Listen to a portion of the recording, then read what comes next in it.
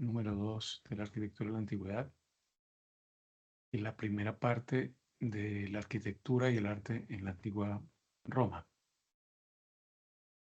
Bien, tenemos con la siguiente diapositiva. Ok, la antigua Roma fue una de las civilizaciones más influyentes en la historia de la humanidad. Eso es evidente.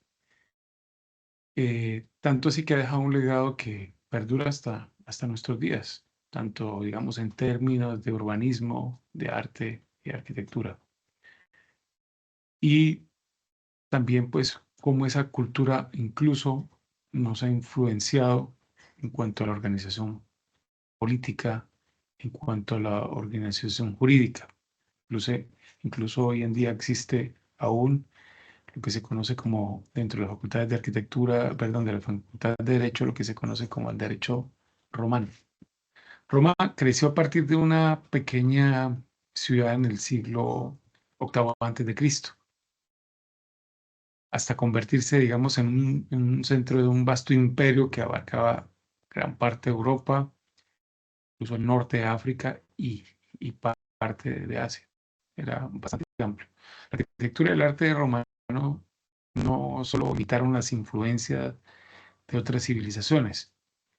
eh, otras civilizaciones muy cercanas, en el caso de los etruscos y los griegos, sino también introdujeron innovaciones técnicas y conceptuales que de alguna manera redefinieron la forma en que eran diseñados los espacios. De hecho, parte de las influencias tuvieron que ver con civilizaciones, aunque cercanas, más antiguas como los egipcios.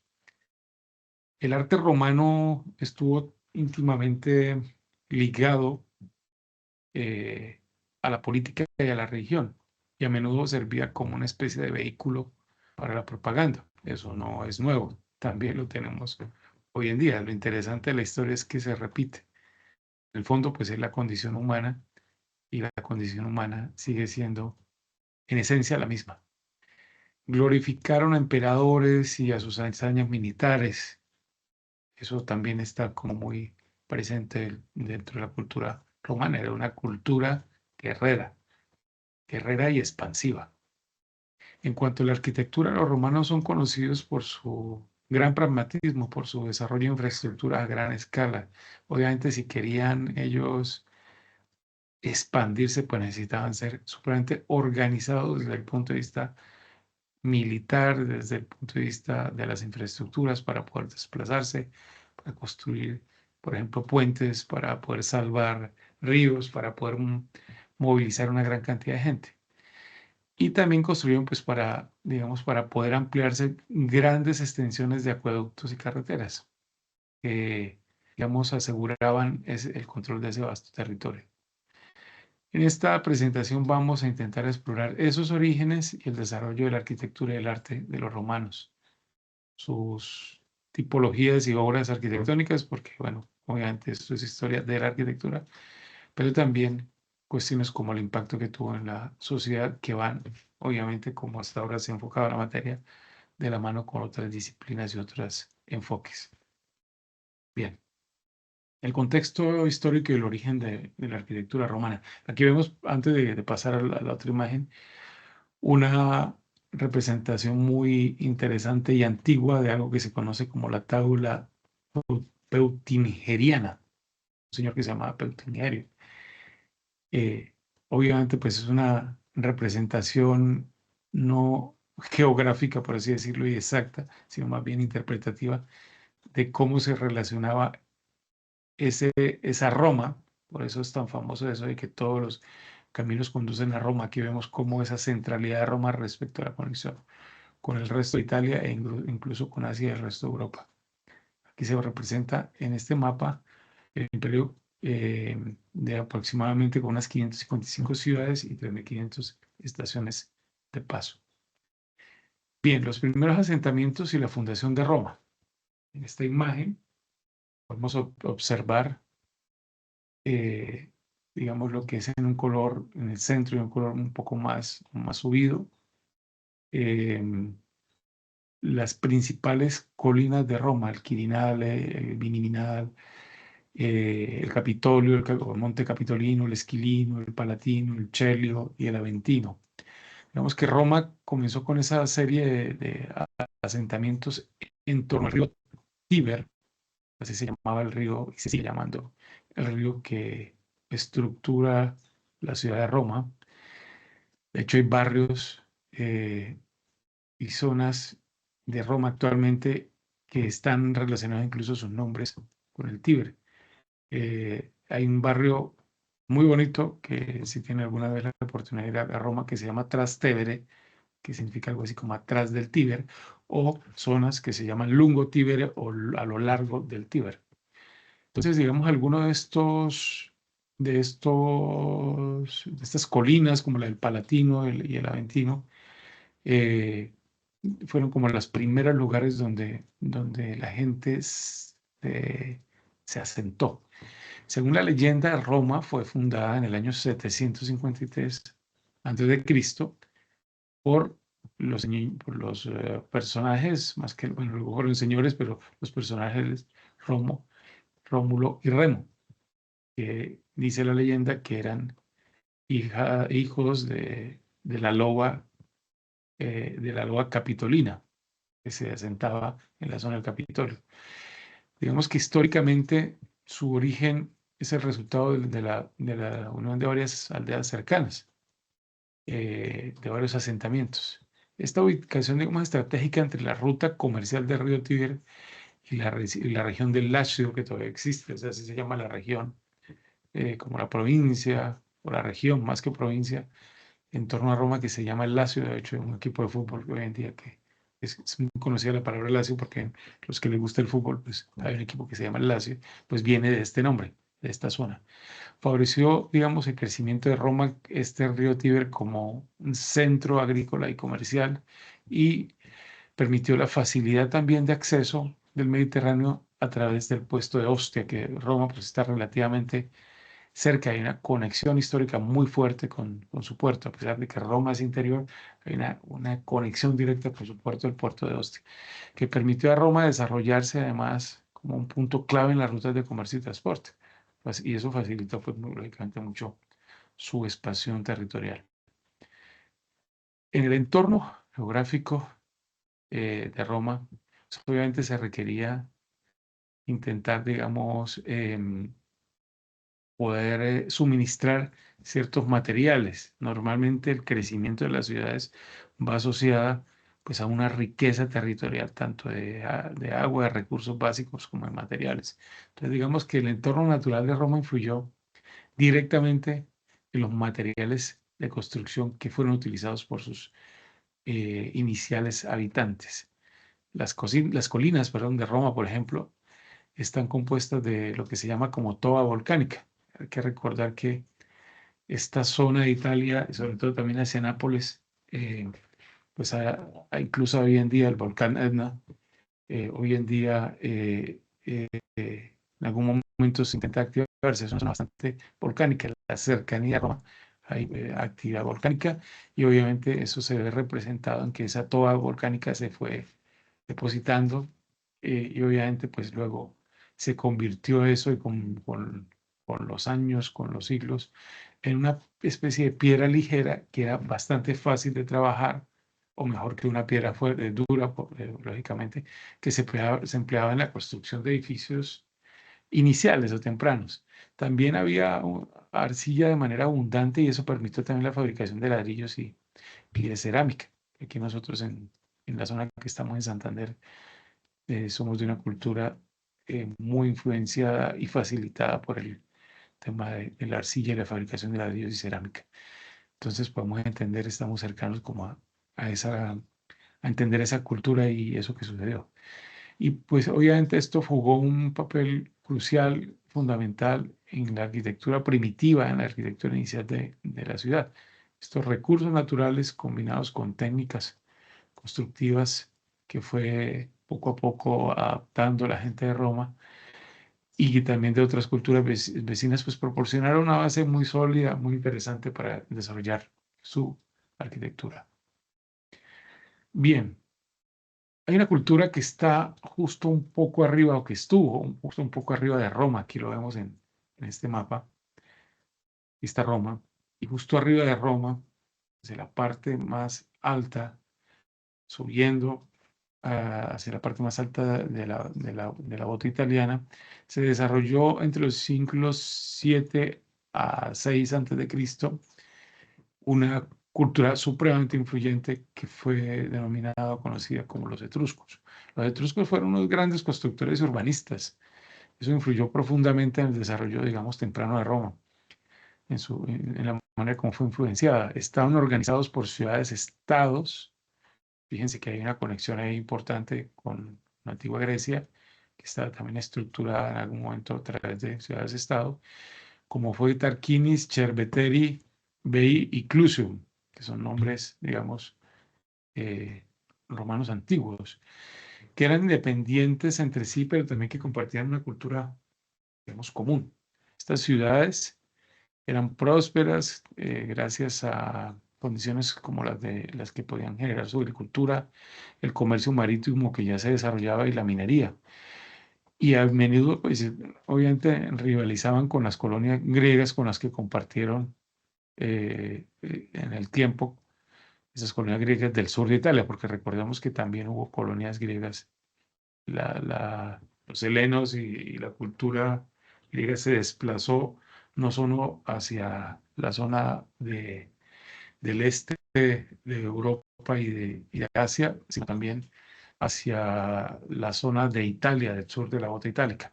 Los etruscos pues, eran conocidos por su destreza y su capacidad de desarrollar estructuras, ingeniería y construcciones ingenieriles, y muchos de sus logros pues, se convertirían o se convirtieron en parte integral de la arquitectura romana. Digamos que ese impacto que tuvieron los etruscos sobre Roma en sus inicios pues, fue significativo, ya que, digamos, la ciudad fue gobernada por una serie de etruscos, la ciudad de Roma, antes del establecimiento oficial de la República Romana en el año 509 a.C. Durante este periodo, la arquitectura y el urbanismo etrusco desempeñaron un papel fundamental, crucial, en la transformación de Roma, en el desarrollo de Roma, y que pasara de ser una pequeña aldea a una ciudad más urbanizada, eh, urbanizada y organizada. Bien, ¿cuáles fueron este tipo de influencias? La introducción del arco y de la bóveda, ¿sí? Perdón, un segundo, tomo acá algo de agua, me quedo sin voz. Vemos que uno de esos avances tecnológicos más importantes que heredaron los romanos fue, de los etruscos, fue el arco y la bóveda, ¿no? No fue cualquier cosa, ¿no? Que la tenemos incluso hoy en día, la tenemos muy presente, incluso en la arquitectura contemporánea. Mientras que los griegos se enfocaban más en las estructuras adinteladas, los etruscos desarrollaron un elemento fundamental, como fue el arco y por consiguiente también la bóveda. Desarrollaron el arco de medio punto, una estructura pues, que permitía cubrir mayores espacios que un dintel, con menos material y con una mayor estabilidad. Esta técnica fue adoptada por los romanos y ellos pues, lo perfeccionaron y lo utilizaron extensamente en sus acueductos, en sus puentes, en sus templos y en sus teatros. Los etruscos también emplearon el arco en la construcción de puertas y muros defensivos. Un ejemplo es el que tenemos acá, la Porta Etrusca en Perugia, la Porta Augusta, y fue una puerta monumental que incorporaba un arco de medio punto con unas torres defensivas a ambos lados. Aquí lo podemos ver. Este tipo de diseño influyó directamente en la arquitectura militar romana y en la construcción de puertas, murallas romanas, que están pues repartidos por toda Europa. Digamos, esa influencia romana se vio muy desarrollada en las fortificaciones, por ejemplo, del medioevo y viene, digamos, de esta época.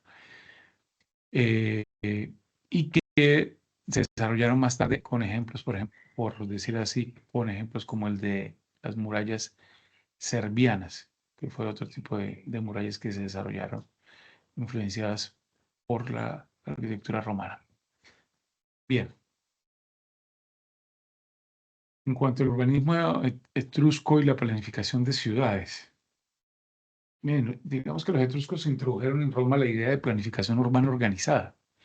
A diferencia de las aldeas desorganizadas, las ciudades etruscas se construyeron a partir de algo fundamental, como es la organización del acueducto. Si no hay agua y si es agua no, y esos residuos no se saben organizar, pues inmediatamente la gente comienza a enfermarse y no es viable la vida en un asentamiento de estos. Entonces, con un plan bien definido, generalmente de calles dispuestas en ángulo recto. Eso se llamaba el estilo hipodámico. Eh, Hay otro nombre que utilizaban mucho los ingenieros, los arquitectos y los urbanistas, que es similar al sistema hipodámico, que es el de la estructura de Amero, pero ese término fue posterior, lo que permitía, pues, digamos, una distribución mucho más eficiente de los espacios públicos y privados, es decir, en forma de una malla. Este enfoque influyó el posterior desarrollo de Roma durante el periodo de los reyes etruscos y digamos que comenzó a ser organizada con una estructura urbana mucho más clara, ¿sí? Se mejoraron las áreas públicas, comenzaron a aparecer espacios cívicos, es decir, digamos, ya no es solamente el espacio privado, sino comienza a desarrollarse la vida en comunidad, los espacios religiosos más monumentales, digamos, eso que vimos en la arquitectura de la prehistoria, que habían esas necesidades y comenzaron a desarrollarse esas necesidades a través de ciertos ritos, a través de ciertas formas de reunirse, pues ya aquí se conforma mucho más claramente, no es que no existiera, ya lo sabemos en la prehistoria, pero aquí mucho más claramente en lo que hoy en día conocemos como los espacios públicos y los espacios comunes, y las infraestructuras, los espacios cívicos y religiosos. Un ejemplo, digamos, temprano de ese tipo de infraestructuras y de la transformación de esa Roma fue la construcción de, esta obra fue fundamental, la cloaca máxima. La cloaca, pues sí, sí sigue siendo el mismo nombre, es el lugar donde se lanzan todos los desechos y la porquería, digamos, de las ciudades y fue construida en torno a los años 600 antes de Cristo. Era el sistema de alcantarillado de Roma. Fue diseñado inicialmente, digamos, para drenar pantanos, porque era una zona inundable, y tratar de sanear las zonas inundables alrededor del Foro Romano.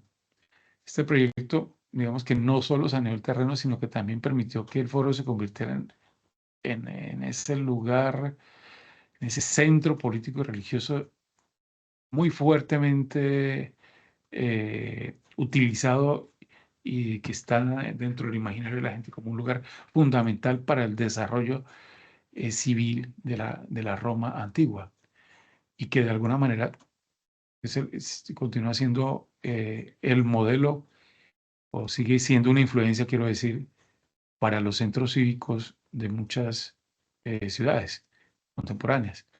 El diseño etrusco de espacios urbanos, digamos, racionalizados con estos sistemas de drenaje tan efectivo fue clave para el posterior crecimiento de Roma. Bien, ¿qué otras cosas fueron influencia de los etruscos? Los templos etruscos y su manera de influir en los templos romanos. Sí, obviamente aquí vemos una influencia clara de Grecia, ¿sí? Pero particularizada por esta cultura etrusca. Por eso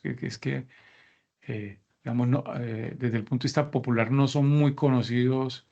No, claro, cuando uno le hablan de Roma, uno habla de la arquitectura romana y la cultura romana, pero los etruscos, incluso, de hecho, tuve la oportunidad de estar en el Museo Etrusco, en las afueras de Roma. Pues no, las afueras de Roma no está en el centro, pero no está tan a las afueras, pero es un museo supremamente interesante porque muestra toda la evolución de, de la cultura etrusca y cómo influenció la cultura romana. El arte etrusco también es supremamente interesante, pero específicamente respecto a esta arquitectura, digamos, sí, hay una influencia obviamente griega, pero comienza a verse unas ciertas modificaciones y unas ciertas adaptaciones por parte de los etruscos de esa arquitectura griega. Digamos que estos templos etruscos eran diferentes en muchos aspectos a los templos griegos, aunque compartían algunas características como ahí se puede ver en esta imagen. Los etruscos solían tener una base elevada sobre un podio, una escalinata frontal que, digamos, que apuntaba al acceso principal, lo que creaba como un enfoque frontal mucho más marcado. Digamos, esta disposición contrastaba con los templos griegos porque permitían, digamos, el acceso por todos los lados, ¿sí? Además, los templos etruscos pues, solían estar construidos con materiales como el ladrillo y la madera, que eran materiales como mucho más relacionados con lo que había, como comentamos anteriormente, con lo que había en la región, ¿no? Pronto no había tanto mármol como sí lo obtenían los griegos, ¿sí? Como aquí, digamos, los etruscos hacían sus decoraciones con terracota y las pintaban. Y los griegos, pues su acabado era mucho más duro, más fuerte y más probablemente duradero a través de materiales como el mármol, ¿sí? Entonces, en ese sentido, la arquitectura influenciada por los etruscos hacia los romanos era mucho más colorida y ornamental. No quiere decir, y de eso también uno puede observar en el caso de la arquitectura griega, no quiere decir que la arquitectura griega, aunque está muy representada y muy vista en imágenes hoy en día como una arquitectura más bien blanca, se tienen nociones, digamos, los arqueólogos y los investigadores han logrado determinar que en ciertas edificaciones griegas, como puede ser el Partenón, se lograron identificar también ciertas trazas, ciertos elementos de pintura, e incluso uno encuentra en el museo, em, en el museo principal de Atenas, eh, algunas representaciones, algunas maquetas, algunas imágenes de ese museo del Partenón, de indicios de que este tipo de arquitectura también estaba ornamentada, pintada y tenía un cierto colorido en ciertas zonas, especialmente en los frontones, quiero recordar, y también en las esculturas de esos frontones. Uno de los ejemplos, digamos, más destacados de esta arquitectura religiosa etrusca, eh,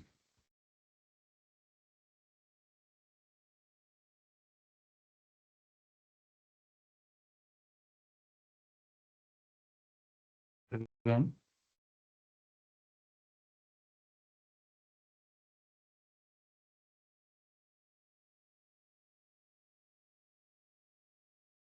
perdón que algo aquí pasó, algo sucedió acá, permítame un momentico, a ver, intento mover esto.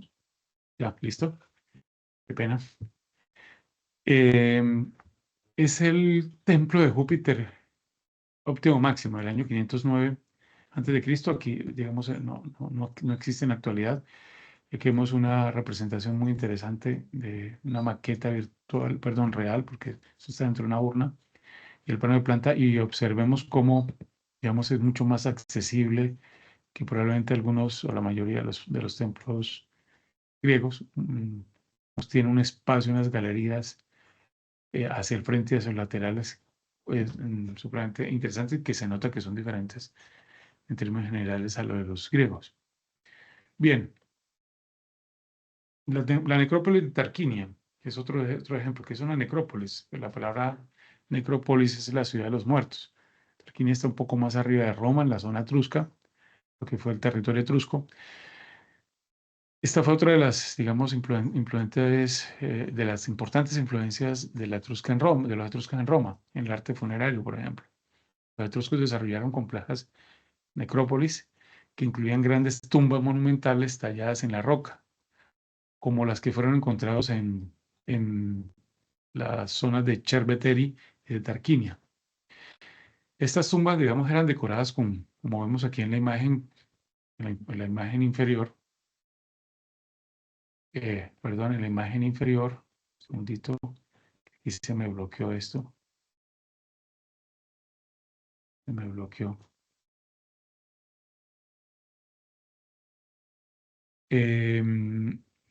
Aquí, ahora sí, tengo aquí el mouse. Esta esta imagen. Aquí podemos ver unos ejemplos de esas decoraciones. Y eran bastantes coloridos estos frescos y muestran como un profundo respeto que tenían ellos por los muertos, porque obviamente es una necrópolis. Y el énfasis que ellos también ponían de alguna manera en la vida después de la muerte. Eh, en ese sentido, pues similar a los egipcios, ¿no?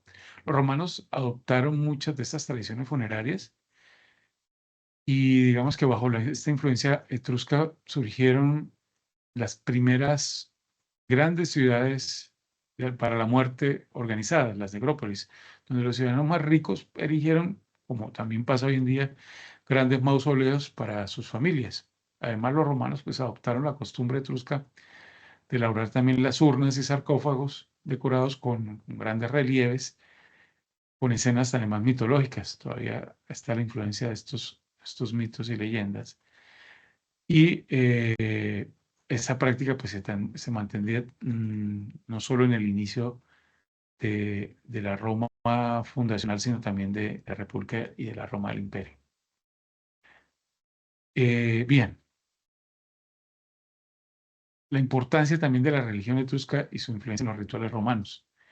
La religión etrusca influyó mucho en los rituales religiosos y cívicos de la Roma fundacional. Los etruscos practicaban lo que se conocía como la adivinación a través de la observación de los órganos de los animales sacrificados. Miraban especialmente el hígado. Fíjense qué interesante, ¿no? Eh, el hígado es un regulador muy importante del cuerpo humano y hay que recordar que, por ejemplo, las ciudades romanas, incluso las griegas, una de las cosas que solían hacer cuando querían fundar una ciudad era mirar los órganos de los animales para saber si en ese lugar, de qué morían, digamos, esos animales.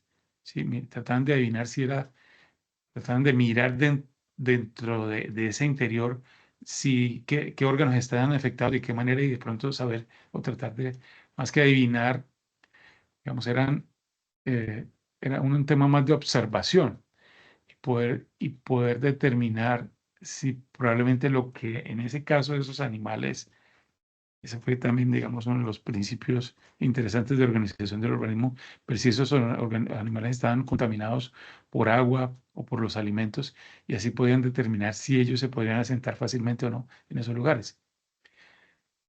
Otra de las cosas, pues, era el análisis de los fenómenos naturales, como el vuelo de los pájaros o los rayos, ¿sí? Y estos personajes, digamos, esa figura o esa labor estaba en la figura de un personaje que se llamaba el Auruspice, que era el adivinador, que eran los sacerdotes etruscos que practicaban estos ritos y que se convirtieron, digamos, en una parte esencial luego en la religión romana. A lo largo de la historia de Roma, los emperadores y generales romanos consultaban mucho a estos auruspices para determinar la voluntad de los dioses también y para entender cómo deberían emprender esas campañas militares o incluso ciertos ritos políticos. Aquí vemos un hígado de bronce usado por los etruscos para adivinación por estos señores. Y al lado izquierdo, pues un espejo de bronce que muestra el momento en que un aruspice desarrolla su labor de adivinación. Bien, continuamos. El legado etrusco en la Roma republicana. Entonces ya pasamos a otra época. A pesar, digamos, que de los romanos finalmente expulsaron a los reyes etruscos en torno al año 509, los fundamentos de la arquitectura y el urbanismo y la religión romanos ya habían sido influenciados profundamente por esta cultura etrusca. Perdón. Durante la reconstrucción de la, perdón, durante la construcción de esta república romana, se continuó utilizando muchos de los elementos arquitectónicos y urbanos aprendidos de los etruscos, como el uso del arco y la bóveda, como ya comentamos, en obras públicas y, digamos, la planificación o el inicio de ese tipo de urbanismo organizado para la construcción de templos monumentales. La adopción también de estos elementos etruscos permitió a Roma desarrollar una arquitectura monumental más propia, no tan heredada de los, obviamente pues hay una herencia de los griegos, pero no tan dependiente de esa arquitectura griega. Se desarrolló una manera de hacer una arquitectura romana mucho más propia, más autóctona, que más tarde pues sería desarrollada a otros niveles y mucho más sofisticada durante el periodo del imperio. El impacto, digamos, de esta cultura etrusca en Roma fue tan profundo que Roma emergió como una ciudad dominante en la región y que muchos de esos logros técnicos y artísticos pues se les debe principalmente a sus raíces etruscas. Yo creo que eso quedó claro, ¿verdad? Bien, entre el año 509 a 475, la aldea se convierte en ciudad y comienza a verse un desarrollo territorial y unas infraestructuras claves. ¿Cuáles fueron estas infraestructuras claves? Pues aquí las vemos en esta imagen, estas imágenes. Aquí vemos una que aún se mantiene, es muy interesante y bastante bien.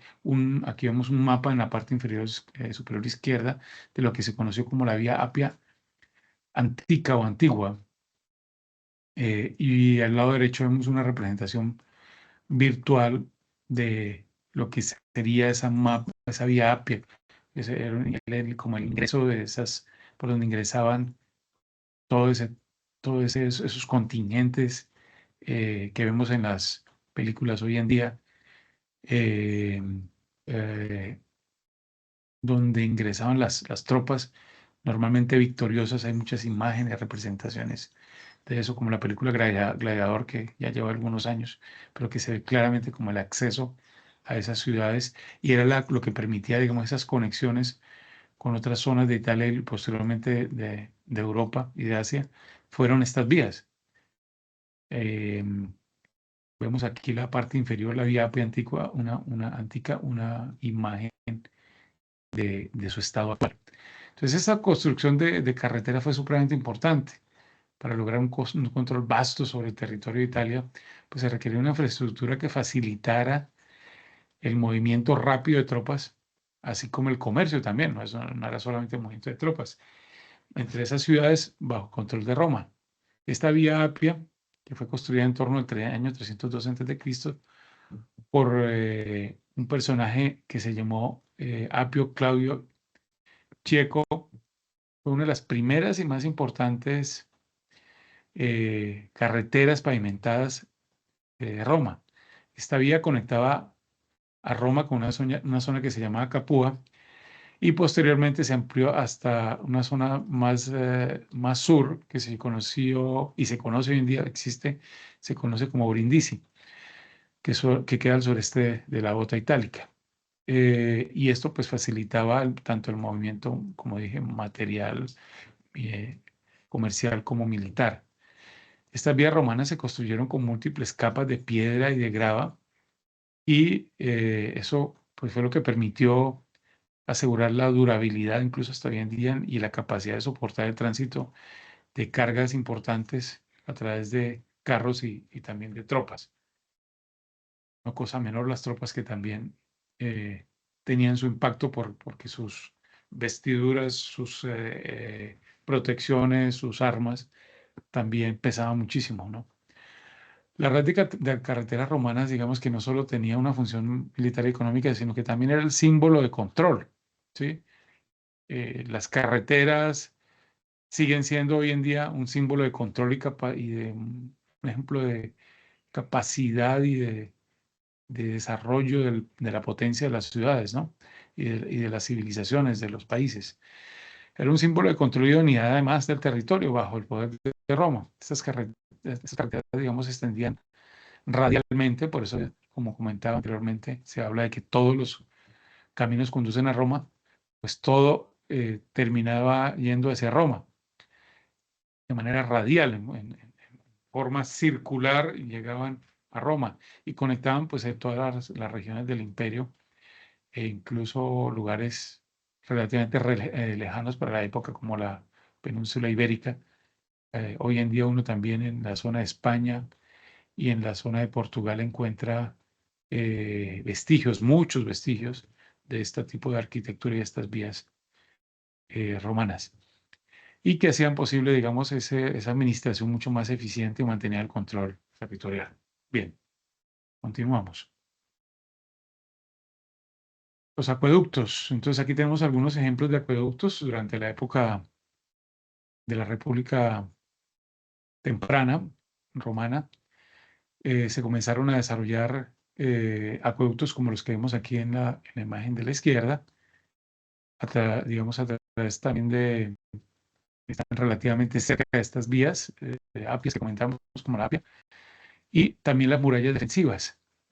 Vemos el acueducto Apio que está muy cerca de la vía Apia, una representación, digamos, aquí en la parte superior derecha de, de estas zonas, digamos, donde se desarrollaban este tipo de productos que vemos aquí en la parte superior, y aquí vemos una representación, un plano de que era más o menos el recorrido de, de ese acueducto. Eran varios kilómetros. Ahora, ustedes se preguntarán, ¿por dónde lleva el agua? Pues el agua iba por la parte superior, ¿sí? Y eran los arcos los que permitían manejar el tema del nivel. En ciertas zonas, lo que se intentaba era que tuvieran una cierta desnivel, y era a través de los arcos donde se daba una mayor altura o menor altura para poder controlar ese desnivel. Y vemos otros ejemplos de infraestructuras como es la muralla serbiana, ¿sí? Se llama muralla serbiana porque, digamos, fue construida bajo los dominios del siglo IV antes de Cristo, del rey Servio Tulio, por eso se llama la muralla serbiana. Y pues, digamos, fue una muralla importante porque ayuda obviamente a proteger la ciudad de las amenazas externas y los peligros, y defender lógicamente la ciudad. Y, digamos, permitía defenderlo de otros pueblos vecinos. Estas murallas estaban hechas de piedra y se extendían a lo largo de aproximadamente 11 kilómetros. Eso era muchísima distancia y muchísimo trabajo y muchísimo esfuerzo material y físico el que se requería, obviamente, para desarrollar tantos kilómetros de murallas. Bien, estamos bastante avanzados, ya estamos finalizando. Continuamos aquí con la siguiente diapositiva. ¿Qué más podemos ver? Las transformaciones del urbanismo en la vida pública de la ciudad.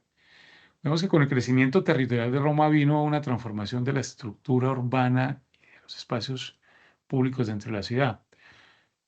Uno de los centros importantes o lugares importantes dentro de la misma ciudad fue el Foro Romano, uno de los espacios de los desarrollos urbanos de la ciudad, y que, digamos, tuvo su énfasis y su desarrollo, su preponderancia durante la época que se conoce como la República Temprana, que transformó el corazón cívico y religioso de la ciudad. El foro albergaba, digamos, un conjunto de edificios importantes donde se celebraban juicios, reuniones políticas y ceremoniales religiosos.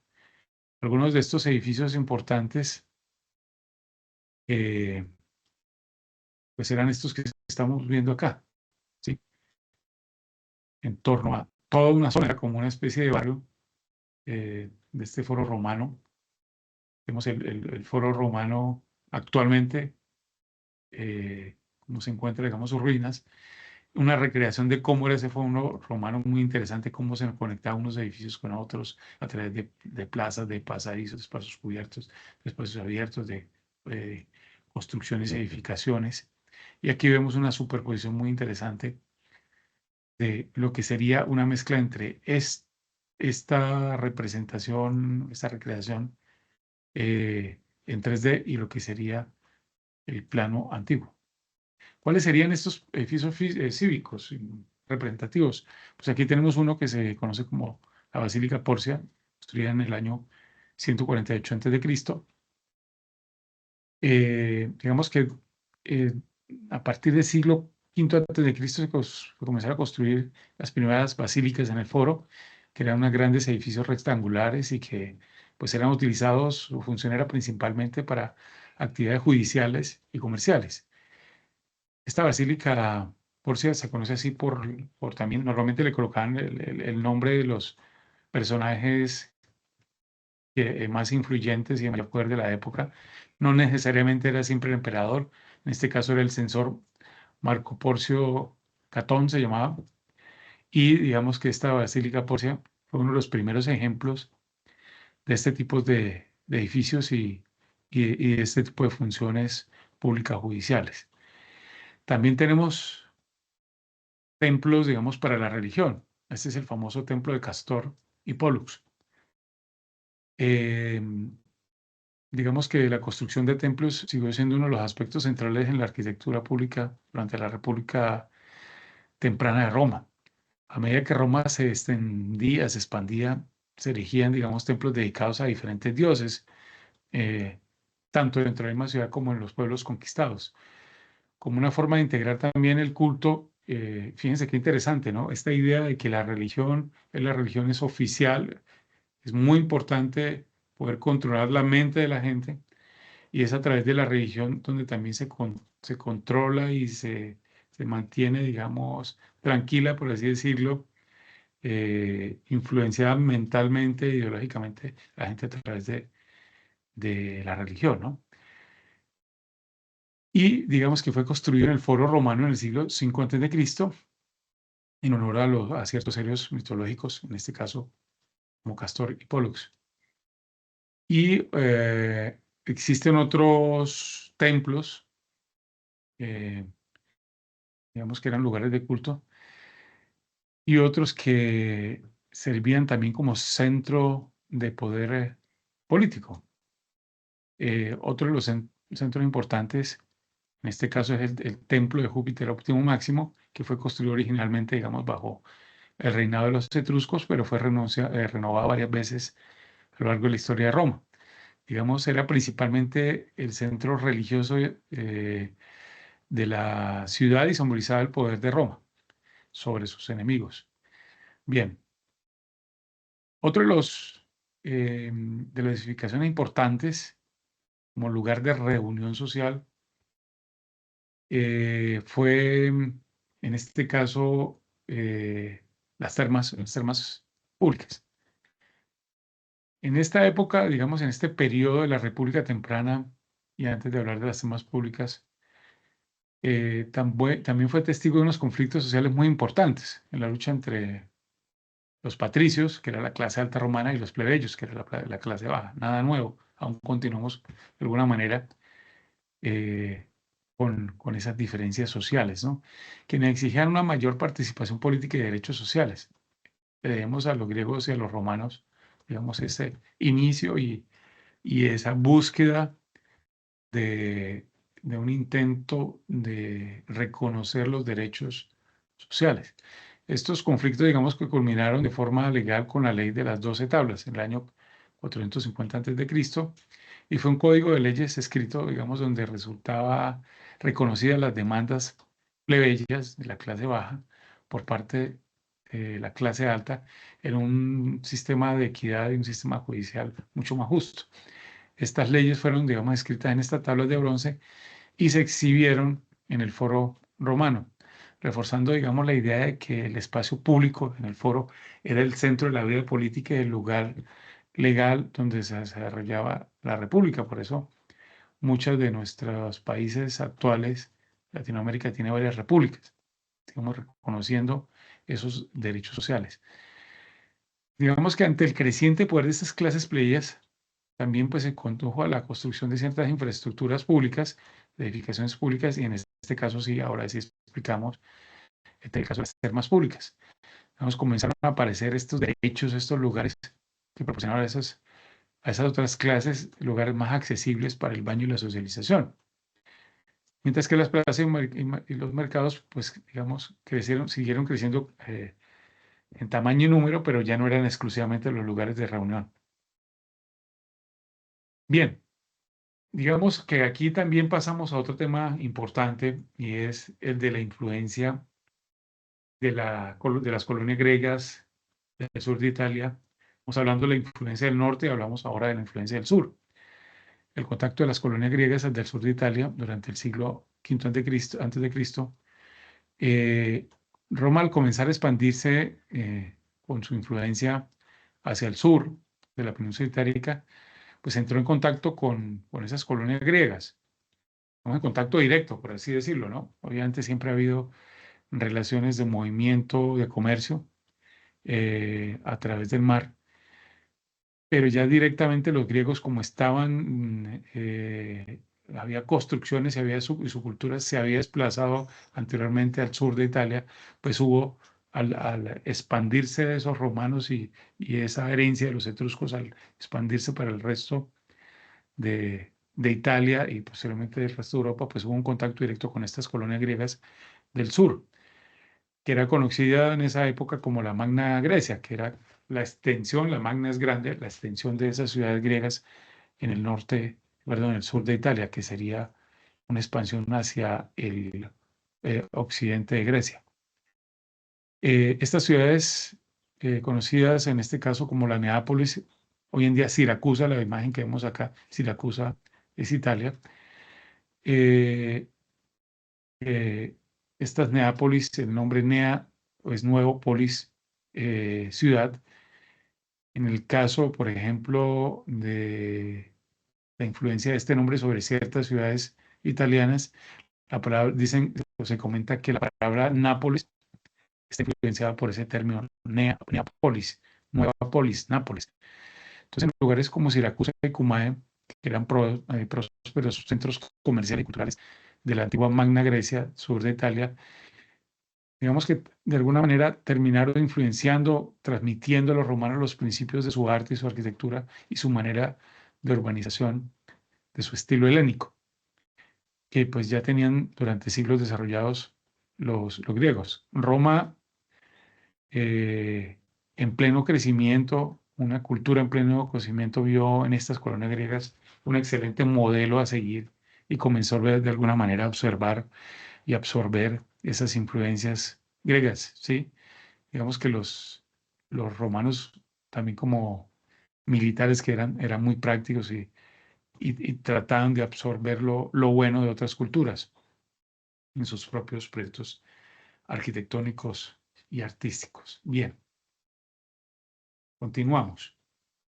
La adopción de, digamos, esos órdenes arquitectónicos que de alguna manera ya hemos visto en otras clases, pues ellos obviamente no eran tontos y como sabían que esta cultura griega era muy desarrollada y habían sido muy exquisitos con la manera como habían representado su arquitectura, adoptaron ciertos órdenes eh, arquitectónicos como los que ya hemos visto, como es el dórico, el jónico y el corintio, que digamos que como ya lo sabemos, es su característica principal o lo que más resalta es el diseño de sus columnas y capiteles.